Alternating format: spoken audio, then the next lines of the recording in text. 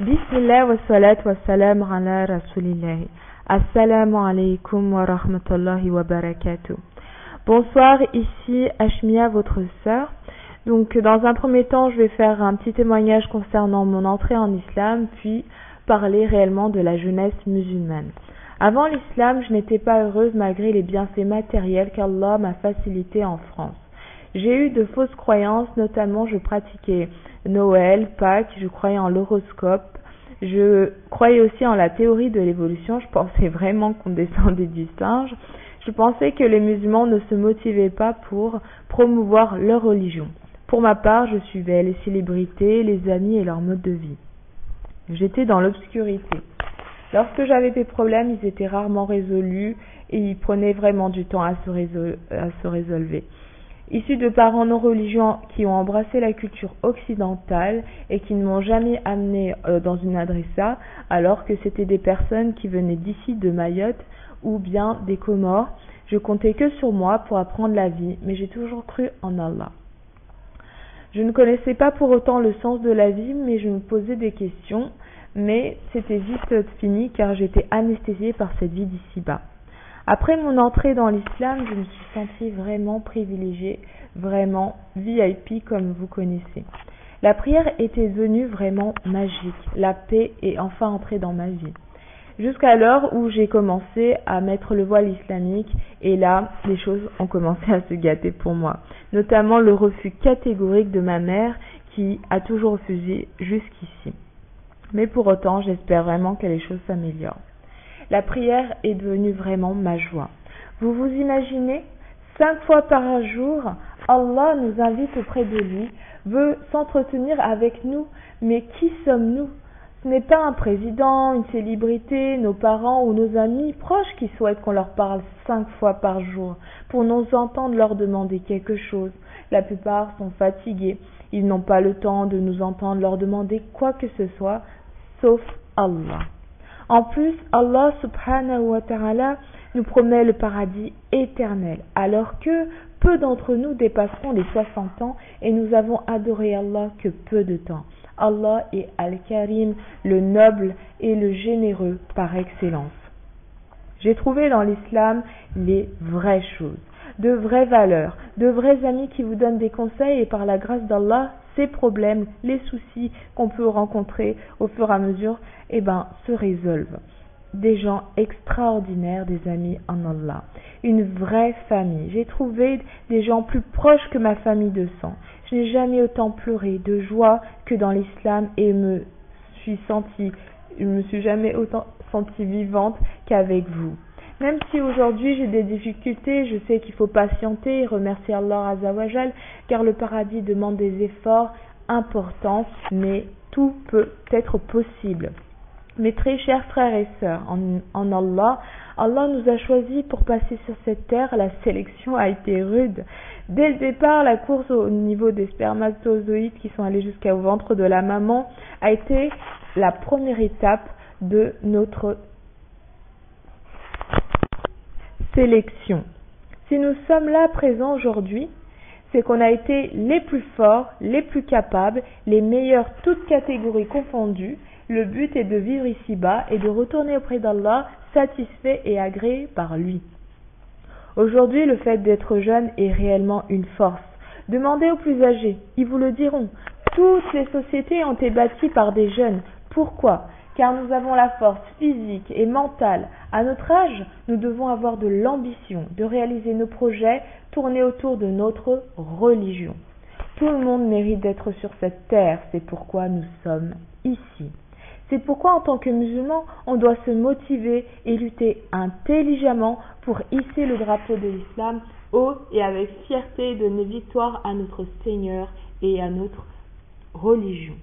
Après tout ce qu'Allah nous a donné, nous donne et prévoit de nous donner dans l'avenir, génération après génération, notre Créateur croit en chacun de nous. Il mérite qu'on se donne à fond car bientôt on sera trop occupé, soit âgé ou plus de ce monde. Aucune bonne action ne sera donc possible. Tout le monde a sa chance. Prenez-la, ne la déléguez pas, ne la vendez pas, ne la détruisez pas. Si nous ne faisons pas ce qu'Allah, notre Rabb, nous demande, il n'y a pas de problème. Allah guidera des jeunes et des moins jeunes pour être ambassadeurs de sa religion partout dans le monde, qu'importe les époques, pour prendre notre place. Le retour alors, pour nous, en arrière, ne sera pas possible.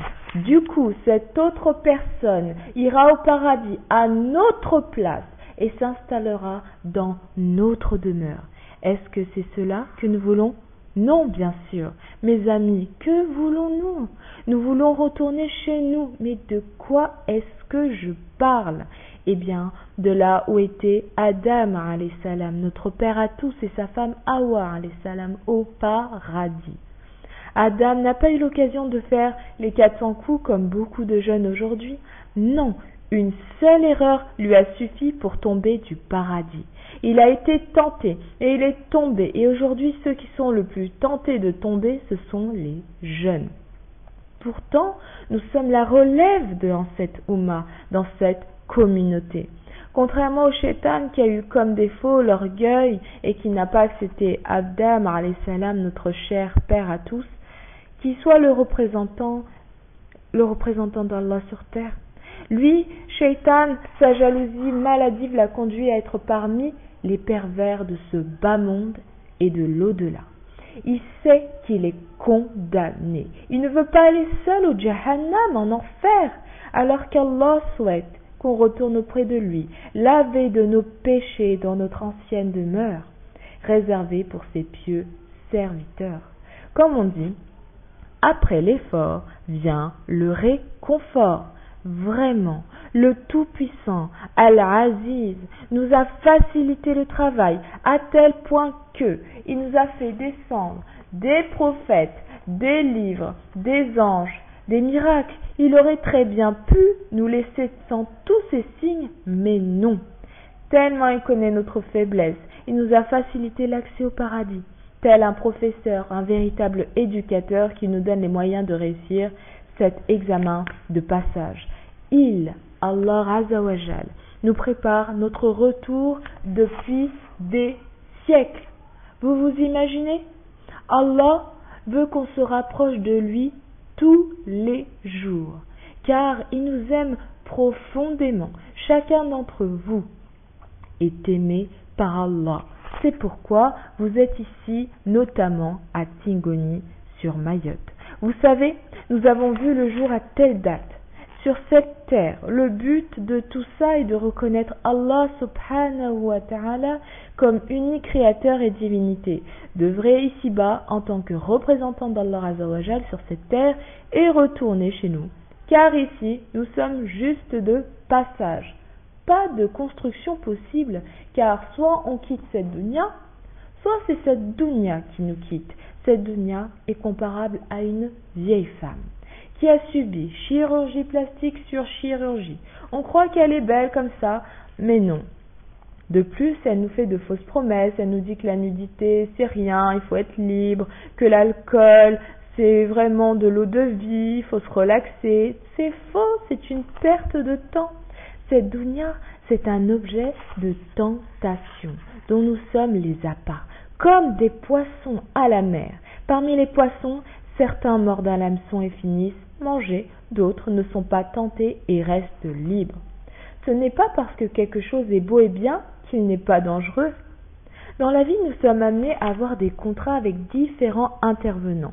Parmi les premiers, les proches, les parents, les amis. On doit les respecter. Ensuite vient l'école, le règlement intérieur. Ensuite, quand on travaille, le contrat de travail. Si on se marie, le contrat de mariage, etc. Nous, jeunes musulmans de Mayotte, notre contrat principal est avec Allah subhanahu wa ta'ala. Car il est l'éternel, celui qui est là à long terme. Il est là, c'est plus qu'un CDI. Sans risque d'être déçu par lui, il est le véridique, le tout-puissant. Si on souhaite que les choses changent sur Mayotte et partout dans le monde, et qu'Allah nous donne bonheur, honneur et réussite dans les deux mondes, alors nous, jeunesse musulmane de Mayotte, nous devons sérieusement nous réveiller, car les jeunes qui ne sont pas musulmans sont bel et bien réveillés et ne vous attendent pas pour construire leurs projets. Ils rêvent, font que leur rêve devient réalité, réalisent leurs projets, s'organisent.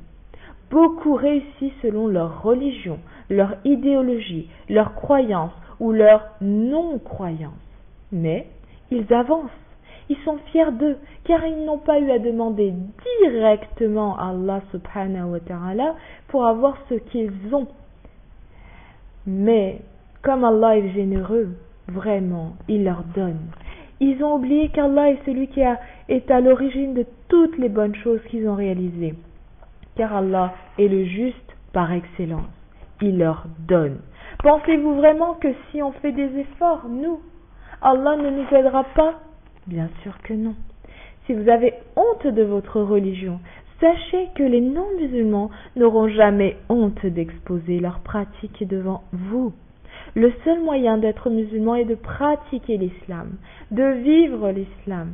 Pensez toujours, si vous donnez à Allah le meilleur et la meilleure partie de votre vie, votre jeunesse, car vous pouvez apprendre le Coran, prier des prières obligatoires et surérogatoires, jeûner le mois de Ramadan, faire du bien à vos proches, toutes les pratiques religieuses validées par le Très-Haut, Allah vous bénira et vous donnera le meilleur de lui dans votre vieillesse jusqu'à votre vieillesse.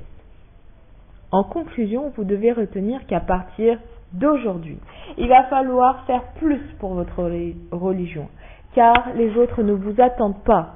Ils travaillent dans leur objectif à eux. Nous, notre objectif est de satisfaire Allah subhanahu wa ta'ala qui nous observe à l'instant même où je parle jusqu'à la fin des temps. Faites du mieux que vous pouvez, mais faites quand même avec intelligence et sagesse.